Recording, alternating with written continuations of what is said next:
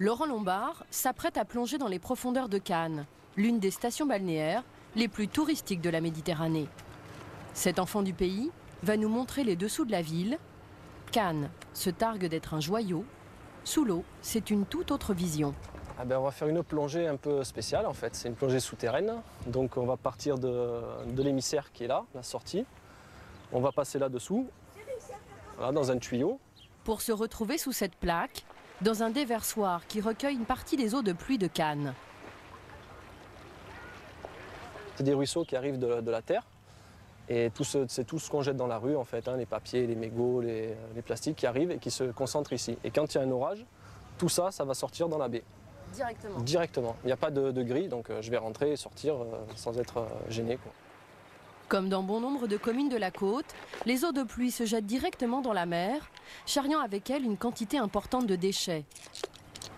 Si Laurent Lombard plonge aujourd'hui caméra au point, c'est pour dénoncer cette pollution au plastique. C'est des décharges à mer ouverte.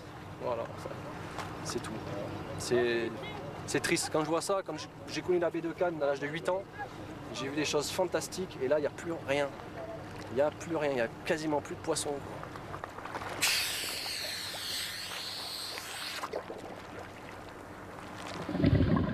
Laurent Lombard remonte dans la canalisation.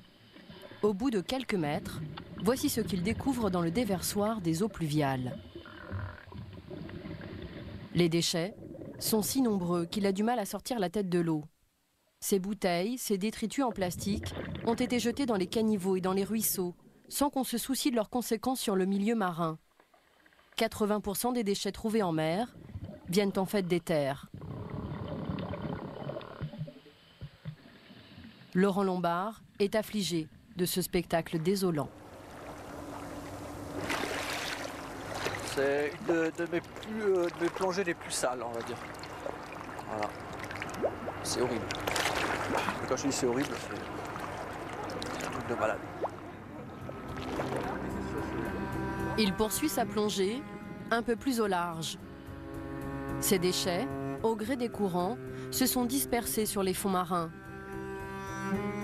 Récemment, les scientifiques ont mis en évidence que la Méditerranée serait l'une des mers du monde les plus polluées en plastique. Les espèces animales et la flore vivent dorénavant dans cette soupe de plastique. Quel est son impact sur la biodiversité?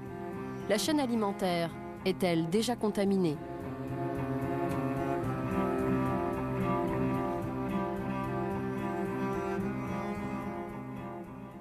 Vous voulez bien évaluer la proportion de verre, plastique, carton de papier, en général c'est beaucoup plus de plastique, enfin voilà. Isabelle Poitou est présidente de l'association Terre-Mer. Elle organise chaque année le nettoyage des calanques de Marseille avec 1 millier de volontaires. La mer n'est pas la plus belle de la terre. Car cet écrin naturel, qui s'étend sur une vingtaine de kilomètres, est jonché de déchets. L'opération a commencé il y a quelques minutes à peine. Les bénévoles reviennent avec les premiers sacs, déjà bien remplis. Voilà, c'est un exemple. Voilà les vaisselles jetables, les canettes. C'est du plastique. Voilà, les emballages, les gobelets. Voilà, les emballages en plastique, les bouteilles en plastique, c'est... Voilà. C'est le plastique en fait qui est la principale source de pollution. Là, je mettrais 40% de plastique. Bon, c'est très à la louche, hein. Pour Isabelle Poitou, le plastique est la pollution la plus préoccupante. Alors, ça va? La pêche est bonne? C'est du plastique ici essentiellement. En moins de 50 ans, ce produit de consommation s'est développé massivement et a envahi le littoral. Là, je vois partout. Là, tout ça, c'est du polystyrène, ça. Il y en a partout sur la plage. Ces déchets, ramenés par la mer sur les côtes, Isabelle Poitou les interprète comme un signal d'alarme à prendre très au sérieux. La nature, elle ne sait pas les digérer, les transformer. Et c'est comme si elle avait une indigestion, elle a trop bouffé un truc qui est dégueulasse et elle vient vomir ce qu'elle n'arrive pas à digérer. Voilà. C'est affolant. C'est affolant le nombre de...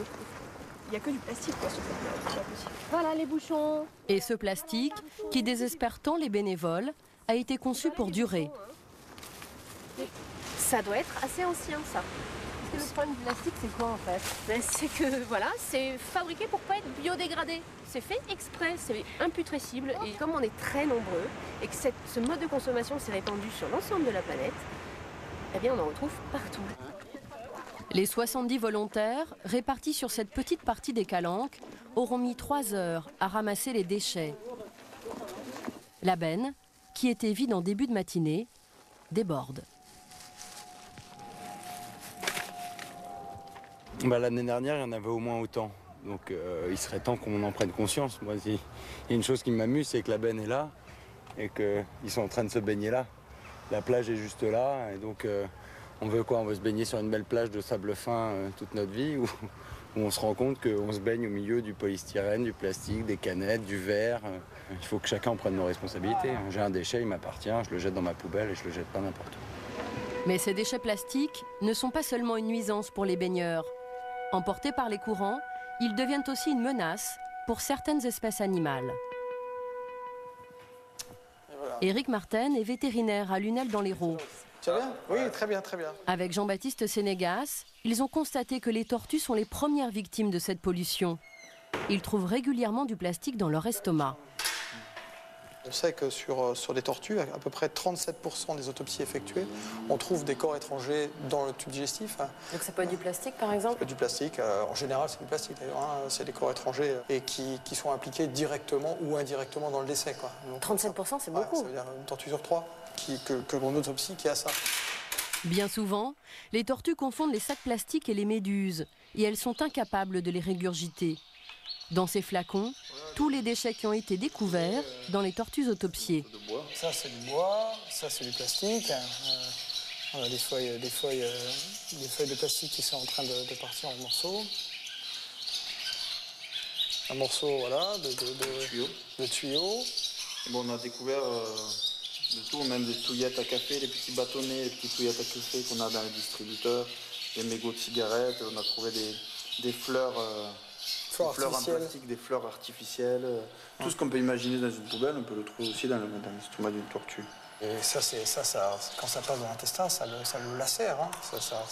C'est très fin l'intestin, et là on est sur des trucs très durs, on voit ces sanglants. Quoi. Cette pollution au plastique s'immisce partout, au point d'inquiéter non seulement les vétérinaires, mais aussi les pêcheurs. Au port de Cannes, nous retrouvons Laurent Lombard. Changement de tenue pour le plongeur. Il est aussi pêcheur. Avec son collègue Jean-Michel, ils font l'inventaire des déchets plastiques les plus improbables qu'il leur est arrivé de pêcher. Un poisson en plastique, hein, ça c'est pas mal. Une vache, un jouet, une vache. Des trucs comme ça, quoi, des jouets, de tout.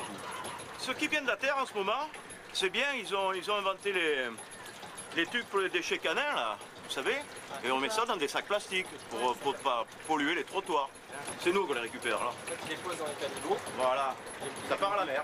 Ils mettent le caca du chien dans le sac plastique et après ils mettent le sac plastique dans le caniveau. Ça passe dans le pluvial ça sort à la mer. Donc maintenant ça on n'avait pas il y a 2-3 ans, ça existe depuis 2-3 ans, mais on trouve de plus en plus de trucs bêtes, des sacs à merde pour les chiens. Laurent Lombard se revendique écolo-pêcheur. Il ne peut s'empêcher de scruter la mer à la recherche du moindre morceau de plastique. Regarde le plastique déjà sur l'eau là. Moi j'ai un œil de lynx. Dès la sortie du port. Voilà, déjà là on trouve du plastique. Ça commence.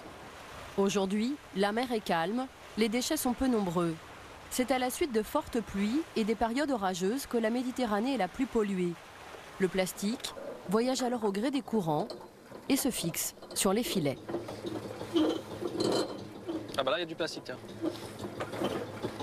Voilà, un petit morceau, c'est ce que je vous ai montré tout à l'heure. Ça.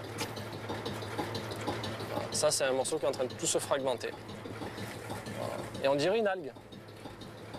On dirait presque une algue. Et ça peut être des Il déchets y a même de la vie. Alors ça c'est intéressant. C'est ce qu'on appelle un violet. Au lieu de s'accrocher à un rocher, il s'est installé sur du plastique. C'est un fruit de mer qu'on mange d'ailleurs, qui est souvent en poissonnerie. Et là on voit bien qu'il s'est fixé sur le plastique. Alors là je le décolle, on voit bien la trace. Donc il était vraiment fixé, donc la vie vient se coller au plastique. Parce qu'il a cru que c'était une algue ou Laurent Lombard s'inquiète de ce plastique sur lequel des espèces animales peuvent vivre, mais aussi que certains poissons peuvent ingurgiter. Ouais, là. Ce sac plastique séjourne dans l'eau depuis un certain temps. Il est en train de se fragmenter en petits morceaux. Tac. Ça peut ressembler à un poisson dans l'eau. Voilà. C'est ça le danger. C'est pas ça le danger, c'est ça. Voilà. C'est les petits morceaux, quoi. Ouais. Et oui, parce que c'est ça que les poissons ils vont ingérer. Et ça vous est arrivé d'en trouver dans des poissons, des choses comme ça? Ça, ouais, dans les espadons, ouais. Voilà. Parce que les espadons, ils doivent confondre avec un poisson, ils sont à l'affût, tac, ils le mangent, mais bon, c'est trop tard, quoi. Je dis que c'est pas normal, hein. Voilà, hein. Qu'est-ce qu'on peut faire? On va constater ça, quoi. Après, j'espère que ça rentre pas dans la chaîne alimentaire, qu'il n'y a pas un danger sanitaire. Face à cet environnement qui ne cesse de se dégrader, Laurent Lombard se sent impuissant. À 300 km de là, des pêcheurs, eux aussi préoccupés par ce plastique, s'improvisent éboueurs de la mer. Sète, le premier port de pêche français de Méditerranée. Ici, les matelots déchargent du poisson, mais aussi du plastique. Olivier Noca pêche depuis 18 ans, et voici la triste prise de sa journée. Ça va de la bouteille plastique des habits, des sacs plastiques, des polystyrènes. Ce qu'on trouve le plus, c'est beaucoup de canettes. Les gens ils jettent, ça part au fond de l'eau, donc ça ne s'ouvre pas, donc ils pensent que c'est... Est-ce que vous, ça, en fait, c'est ce que vous avez trouvé dans vos filets? Ça, c'est ce qu'on a ramassé aujourd'hui dans les filets, ouais. Et c'est tous les jours comme ça. Olivier Noca, comme une quinzaine d'armateurs de chalutiers de Sète, ont signé un contrat bleu. C'est Bertrand Wandling qui est chargé de leur mise en place. Les pêcheurs sont payés pour ramener ces déchets à terre. L'État indemnise à hauteur de 300 € la tonne. C'est environ 30 centimes du kilo, donc c'est ridicule, c'est rien du tout. Surtout que c'est quand même pas mal de manutention à bord. C'est une forme d'indemnité en fait. Au lieu de rejeter ces déchets à la mer chaque jour, ils préfèrent les collecter, les débarquer à terre. Ils sont un peu des sentinelles de la mer, ils nettoient un petit peu le milieu maritime. Chaque soir, le même rituel, la pesée des déchets. Combien Tiens, 40, 50 kilos là 4. 50 tonnes, hein. 50 kilos? Ouais. Et c'est ça tous les jours? Tous les jours, je sais pas comment on est 5-6 bateaux à... Et ouais, tous les jours c'est ça. Ça fait ça en moins. Et justement, vous avez l'impression que vous en trouvez de moins en moins à force de... Je vis dans la mer avec une petite cuillère. Non, c'est pareil, ça n'a pas diminué, hein, c'est toujours autant. Hein. Un geste qui peut paraître vain pour les marins, mais qui représente malgré tout un complément de salaire. Bruno Ligori a lui aussi signé un contrat bleu depuis l'année dernière. Bon, c'est une manière d'équilibrer les comptes peut-être, de trouver une solution parmi les solutions, mais en fait c'est pas... Ça vous rapporte combien à l'année, l'année dernière par exemple? Pratiquement pas grand-chose, hein. C'est de l'ordre de 3 000 € je crois dans l'année. Bon, c'est pas exact qu'on va trouver un armement. Hein. En fait, bon, c'est surtout pour montrer qu'on est des pêcheurs responsables et pour une pêche durable, c'est tout. Hein. Vous allez voir toutes les cochonneries qu'on trouve en Méditerranée. En 2010, la moitié des chalutiers de Sète se sont engagés sur ces contrats bleus. C'est la bonne récolte d'une journée. En tout, ils ont ramené 115 tonnes de déchets. Vous savez combien de temps que vous êtes pêcheur? 32 ans. Et alors, vous avez vu l'évolution? Ça a changé? Je trouve qu'on en ramasse plus qu'avant. En France, ce plastique préoccupe l'État au point qu'il subventionne sa dépollution. Dans d'autres pays du pourtour méditerranéen, le plastique prolifère dans la plus grande indifférence.